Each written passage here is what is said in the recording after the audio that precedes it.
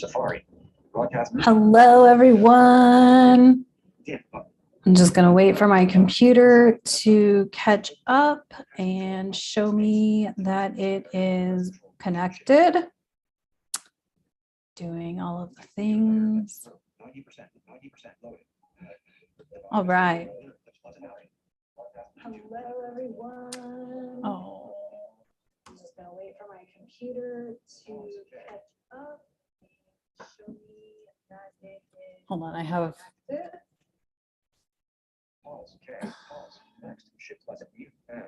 There we go. Must have watched a video on here because I had the sound on YouTube. Sorry about that. Okay, welcome to Divine Wisdom for this full moon lunar eclipse weekend. Okay, if y'all, this is going to be crazy. Let's talk about full moons, first of all, which illuminate, right? And when you illuminate, you cast shadows. So we get to see shadows more than normal. And then it's an eclipse, and eclipses are faded energy.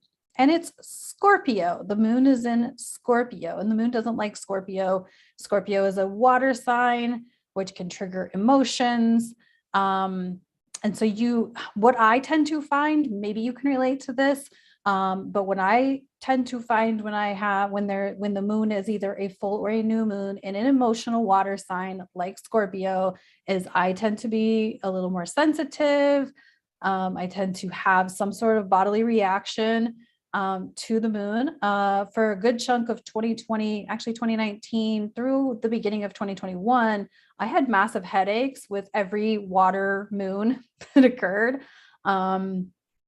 And then sometimes I would be like sick to my stomach, or like depending on where the moon was. So my point is if you're noticing yourself having like responses physically, you're okay. It's the moon. Because when we, like I said before, when we have a full moon, it tends to bring up stuff within us, and we physically process emotional stuff. And so, so you may be noticing I was like, what is my symptom going to be this time? Because I don't really have the headaches so much anymore. And this weekend I happen to have blisters on my legs. And so I don't know, I'm like, okay, it's all just because things are processing through me, out of me. And I also will say that my announcement is that I sent my book to my first draft to my publisher as of last night. I wanted to do it before the moon entered Scorpio, before the full moon, before the lunar eclipse. I wanted it to be done. It was a good intention. Because this eclipse is sort of like slam the doors of old things behind and allow yourself to move into new things. And so I was like, that is a fictional narrative of a life I no longer want to lead. It's not a version of me I want to continue. I want to move into a different version of me. And I've been doing just tons of work around letting go of old thoughts or old habits or old ways of being, whether it was around my self-worth, my self-acceptance, whatever it was. I really wanted to focus on letting all that shit go and move into this new phase of me and my life and wherever in the hell it's going. It was kind of funny. The other day I was listening to an Aquarius forecast, and it was like Aquarians are moving into an area where there's no map to help them navigate. And I'm like, yep, that feels about right. Because that's exactly how I feel. I feel like I'm moving into a part of my life that I don't know how to navigate. It's not something I've experienced before. And so we'll see what the universe has. I, for one, trust, I surrender, and I release all of whatever needs to go away. And sometimes when we purge things mentally from our body, from our mental space, it physically presents. And also like it can be like a spiritual or emotional or a mental detoxification. And if you've ever detoxed off of something, of a physical something, maybe you've detoxed from sugar or caffeine or whatever. Alcohol is one of the worst ones. You get a lot of physical symptoms when you detox from alcohol. But you have physical, when you've taken in a substance and then you remove that substance, your body reacts physically. Your body also reacts physically when you emotionally, mentally, and spiritually detox from whatever that is. So if you notice that your body is responding, maybe you are releasing some old energy, and just bye bitches. No, but just send it off with good grace, good love, and all of the things. And eclipses are fated, and so they can be a turning point for us in how we're living our lives. And so whether you do or do not do inner work kind of doesn't matter, because there's always some process happening for you, even if you're not consciously aware of it. I often tell people, like, they hear my videos or whatever, and I don't understand what you were saying. It's okay. Your subconscious got what it needed. And you always have the option to get a private reading with me. And then I can bring to you my experiences with Reiki, with coaching and whatnot, to sort of support you through whatever comes up in the reading, whether it's this video reading or a private reading. And so I hope that's helpful. And I, encourage you to just reach out, get some support around whatever comes up. We do get triggered. We all get triggered by something, and triggers are healthy. It's a way of showing us the work we need to do on ourselves. And when we ignore them, we sort of ignore and sort of deny that part of ourselves from being able to process through. And then we carry it in our body, and that's a whole nother conversation. But so this full moon in Scorpio, like I said, the moon doesn't like being in Scorpio. Scorpio is ruled by Mars and Pluto. So Mars is an intense planet. Pluto is the planet of like death and rebirth. And so, and then Scorpio being a water sign just makes it like water tends to be more sensitive, more emotional, and that sort of thing. So if you're noticing yourself having symptoms, or you're triggered by everything, maybe you're crying over a movie, you're fine. It's okay. We all go through some level of something when the moon is in a water sign, especially a full moon lunar eclipse. So the eclipse does occur Sunday evening. I'm on West Coast time, and so it occurs Sunday evening. And I highly recommend, I have listed below the Leo King and Fixed Air Moon. I highly recommend going and listening to their content, both on YouTube, to get more information about the astrology, because there's not only a full moon, but there's lots of other beautiful transits occurring. I, for one, am excited. I have been this whole year just kind of karmically purging a lot of old relationships, a lot of old thought processes, a lot of old energy. And, having just submitted my book to my publisher last night, I was like rereading through the first draft this week, and, finishing it up and ironing out some of the timeline and the story. And what occurred to me was I started writing this book 2 years ago. It's a fictional narrative based on my life from about 2015 until 2022. And so it's my life story, but I obviously altered the ending, and it doesn't end in Arizona. So, but what I noticed was a lot of the patterns were the same. Like things that I went through in 2016 was the same thing I just went through in 2022, but to a greater degree in 2022. This time I was like, I'm fucking done. I am done with the relationships. I'm done with that way of being. And it just felt like a completion to ship that off to my publisher and to be done with that. And obviously there will be edits and, there'll be promos and things like that coming along the way, but to have that just out and it's in process of being like out of me, just felt like a completion for me. And I'm very excited about the energies that are coming in the coming months. It's going to be intense. It's going to be game changing for all of us in some way, shape, or form. And you're seeing that in the world. You're probably seeing that in your life. You're probably seeing that in other people's lives. And I would say like the best piece of advice I could give you is shift your mindset from being scarce and feeling afraid of what's coming to being abundant and trusting that what's coming is going to be for all of our greater good, because I truly believe that. Kind of like I said earlier this week, I feel like if there weren't a lot of light, glorious golden energy on the planet, I think our shit show would be a lot worse. And so I mean, I get that things are real, and it's all in how you choose to process and be with that with what's going on, with the circumstances that are going on. So let's deal with some cards. Let's see. I had to switch my location, so now I've kind of forgotten what I drew. Alcestis, gosh, Alcestis, I think that's how you say that. Devotion was what I drew from the ancient feminine wisdom oracle. I love this because it's kind of speaking into like, she was so devoted to a fault, right? And we can be so loyal to people to a fault, right? I know for me, there's people that I've wanted to stay loyal to, and because like we've known each other for so long, and I don't want to let go of those friendships, and I don't want to, deny them an open door to come back. And then at some point, you have to get real with yourself and make some decisions and make some choices around your own damn self-worth. Like, you can be loyal to those people, but if you're so loyal that you're allowing them to not value you or not acknowledge you or tease you, make fun of you, whatever it is,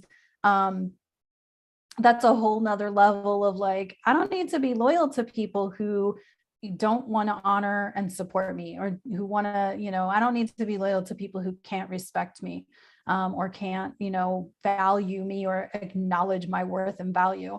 And so I feel like, this was so perfect, right? We can be devoted, we can be loyal, but we don't have to allow ourselves to be loyal to the point of abuse or mistreatment. And so I would say, look around at your relationships. Like, who are you spending time with the most, or who you communicating with the most? And do they honor you? Do they value you? Do they see your worth? Do they tell you? Do they push your shit? Like, I have people in my life currently who push my shit, kind of piss me off on a regular. And I know that they're doing it from love. I know that they're doing it because they want to see me do good things. And that's the kind of people I want to be around. I want to be around people who do respect me, who do think that I am up to big things in this world, and who do appreciate me for who I am and who I'm showing up as. And so I would invite you to look around at your relationships, maybe even take some journaling time or some meditation time and check in with yourself and be like, how am I allowing people to treat me? Because that is a direct reflection of how you feel about yourself. If you are allowing people to treat you like crap, you're probably thinking of yourself as a piece of crap. I know that's how I was for many years. And you'll see it in the book that, and I've even done a video where I read about how I allowed myself to be mistreated to a really dark space, and then came out of that. So, but even still, this year I had to let go of even more relationships and more ideas that I had in my head of like, I'm still not allowing myself to be treated to the degree or to the level that I feel like I deserve to be treated. And so, yeah. So devotion, that was from the ancient feminine wisdom oracle. And then from the believe in your own magic, we got tree, let them go. I feel like this is like a fruit tree, like dropping fruit because it's rotten and it's bad, and let them go. Let them go. Let them, you don't have to. I feel like we have this, and I know I've been here too. I've been in the space of like, I got to tell them to fuck off. You don't have to do shit. You don't have to tell anybody to fuck off. You don't. In fact, that's exactly how not to do it, because ideally you want to send them off with love, with gratitude. Thank you for being a part of my life. Thank you for showing me what I wasn't willing to see about myself. Like, people around us are a reflection of how we are towards ourselves. And so, if you notice that people are treating you a certain way, look in the mirror, do that mirror work.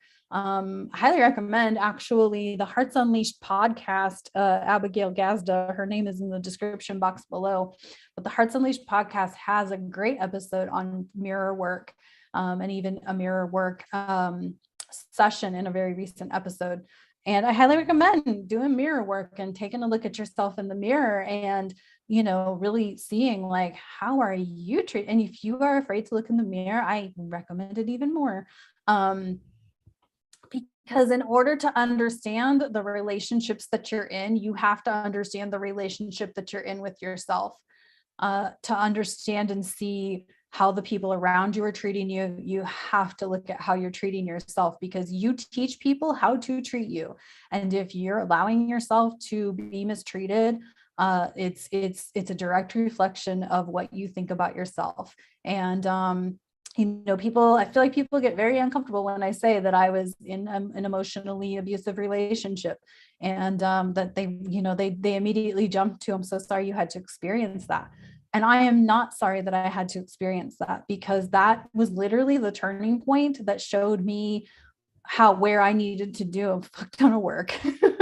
And I really had to dig in and work on myself and allow myself to, get super vulnerable.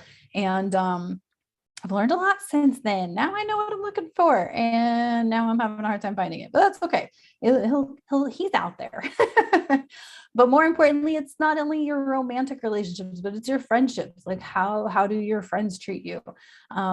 How do the people who, like I said, you're around the most, maybe it's your roommate, whatever it is, maybe it's your housemates if you're in like a shared housing situation. But it's all of these things, and maybe even it's the people in public, right? Like if you're out and about and in public and you're like, damn, someone, why are they that way to me? Maybe it's your perception of how people are towards you, that's having you see it that way. And so it's always within you to shift your perception of how people are towards you in public, or in any situation, I guess. So this is a really big energy. Like I said, this is not just a full moon lunar eclipse, but there's a couple of other major transits that are occurring at the same time that, will surface a lot more. So, but remember that a full moon is bright and it illuminates, but it also causes shadows. And yes, there is always opportunity to do shadow work, to look at your shadowy self. If you're ignoring that part of you, you're ignoring a part of you. And to really dive in, you have to acknowledge that there's a shadowy part of you. And mine is very emotional and can be very pissy sometimes. I'm not even gonna lie. And for years, I allowed people to be like, you're so sensitive, you're so crazy, you're psychotic, you need to be medicated. Like those were just a few of the things that have been said to me over the years. And I accepted that. I accepted that I was that small, that I was so emotional, that nobody wanted to be with me because I was so sensitive and emotional. And, as I've done this work, and especially this year, while I've been learning astrology and learning my own chart and learning my human design, I have definitely learned that, yep, indeed, I am a very emotional person, and that is okay, because that's how I am by design, by God, by the divine. And so however you are in the world, like that's who you were meant to be. It's how you choose to be that person that you were designed to be. So, anyway, I just thought I would bring that. There's tons of content on this full moon. If you, dig a little on YouTube, like I said, I have astrologer names below. I would definitely recommend, getting to those videos and seeing what they've got to say about it. And, they've got some pretty brilliant guidance on what this energy is and more detail astrologically. But believe it or not, whether you think astrology exists or not, it definitely exists. The planets do have conversations, and they do affect us individually and collectively. And so, I highly recommend just learning more about it and studying yourself and seeing yourself in a different way.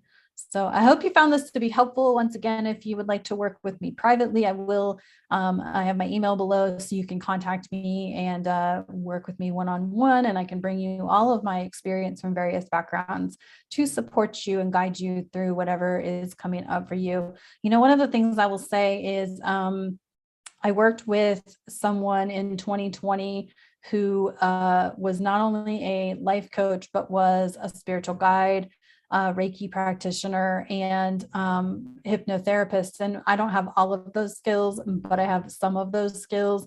And one thing that she did for me that I now do for and allow space for with people that I work with is she heard me say things that I had been convinced were crazy, that I had been convinced, like, you know, that to not question things, and to just trust everything that I heard at face value. And you know, I was just kind of dissed for wanting to think in a galactic way, or wanting to think in a more I want to say spiritual, or maybe even angelic or energetic way. And so, you know, working with somebody who can hold the space for you to have conversations that are completely out of this world, as they say, is really rewarding, because like somebody who can hear you say things and really understand you and be with it without judgment is kind of important, in my opinion. So I hope you found this to be helpful. I hope you have a great weekend. I, for one, am looking forward to this weekend. It's finally over 100 here, and it sounds really terrifying to you probably, but I am not terrified of over 100 degrees, because that means pool time. So I'm gonna go do that. All right, I will talk to you guys soon. Thank you so much for tuning in. Yeah, I'll